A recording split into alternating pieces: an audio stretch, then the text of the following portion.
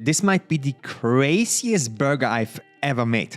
I took the 4x4 In-N-Out burger animal style and turned it into an 87 grams of protein powerhouse. Here's how to make it. First up, the beef. Here I have 300 grams of extra lean ground beef. This particular one has 5% fat, which results in less than half the calories of regular ground beef, so it's really worth trying to get it. Now, the way I like doing burgers is this.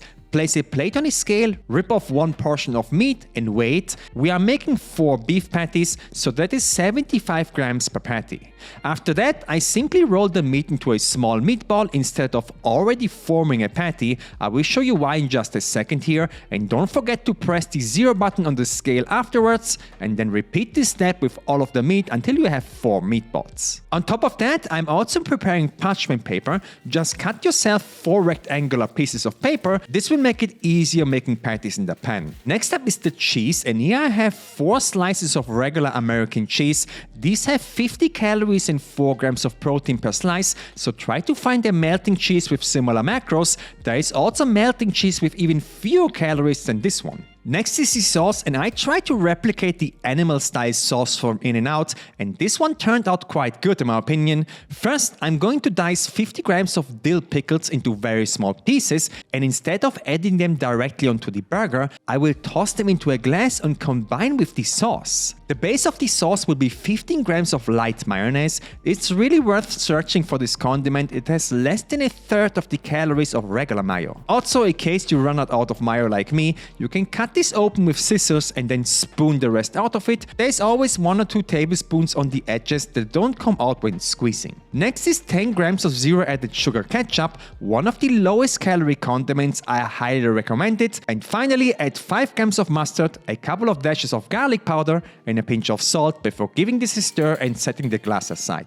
Next, let's talk buns. You can go with a brioche bun here, which is generally higher in calories than the more popular burger buns. In my opinion, go with the brioche bun. It just tastes so much better, even though it has 200 calories instead of the 140 of the burger bun. Finally, and this is optional, I like to make some caramelized onions for the burger. So dice a yellow onion into fine pieces. This one weighs about 50 grams, and then it's time to cook the burger. Into a pan on medium heat, add 3 grams of oil before adding the diced onions with a pinch of salt. The way to make caramelized onions is simple, but it takes a little bit of time.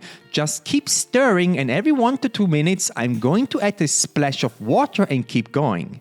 You can repeat this step until you get deeply caramelized onions, but that will take you over 30 minutes. For me, I didn't take it that far. I added water 3 times in total, and this is the browning you get after about 7 minutes, and then remove them from the pan. Before adding the meat, I will quickly toast the buns. Be careful here, the buns burn very quickly. Just keep moving them around the pan so they can soak up a bit of the oil, and after about 60 seconds, they are slightly toasted, so remove them from the pan. Add in another 3 grams of oil, and now take a piece of parchment paper and grab the meatball with it. Place it into the pan, and now with the help of a spatula and anything that is heavy, I'm using a bottle of olive oil. You can simply press it down into a patty, and the parchment paper will prevent the meat from sticking to your spatula. Repeat this with all of the meat, and by the way, I'm using a 28 cm or 11 inch pan here that will fit all 4 patties at once. For seasoning, I'm adding a good amount of salt on all patties, and then I'm adding 4 grams of mustard on every single patty as well. I never made burgers like this before, and I have to say it tastes really good.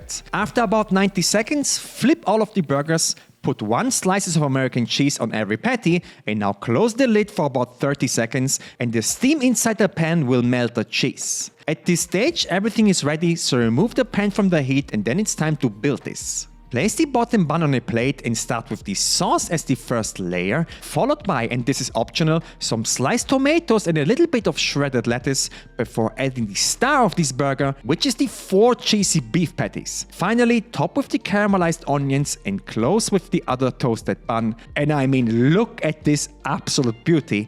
The craziest burger I've ever made.